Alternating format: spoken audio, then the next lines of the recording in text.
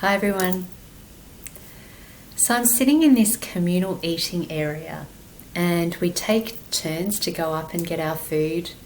We come back, sit down at a certain place, wherever we find ourselves, and we eat our dinner in total silence. A group of about 30 strangers to each other, sitting in silence, walking in silence, moving around each other in silence for 5 days. And what I noticed in myself during that time was a lot of discomfort. And I noticed what I missed, and I noticed what I craved.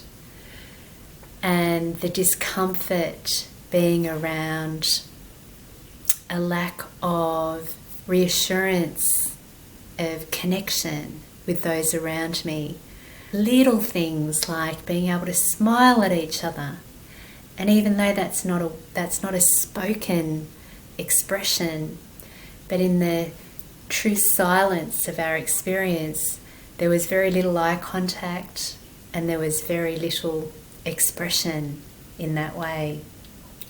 And what it left me with was a feeling of extreme vulnerability, where I had no way of being able to place myself in relation to others.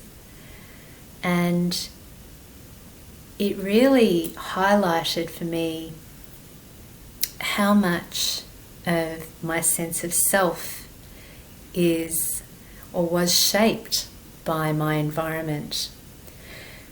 And this is really related a lot to the idea of role, how we take up our roles, how we find ourselves in our very repetitive group dynamics, in our team environments, in our family environments, in our communities, and how it is that we step into where we feel comfortable. And what I found is that after being in silence for 5 days, it gave me a heightened awareness around how I default to a lot of that.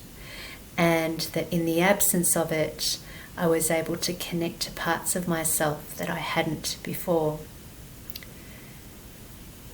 And that really it had nothing to do with the silence. And that's really what I bring into my curiosity about the elephant in our meeting rooms, is that it's really got nothing to do with the silence itself, but it's about the stories and what it brings up in us, in ourselves and in each other. That is really where the learning and growth sits.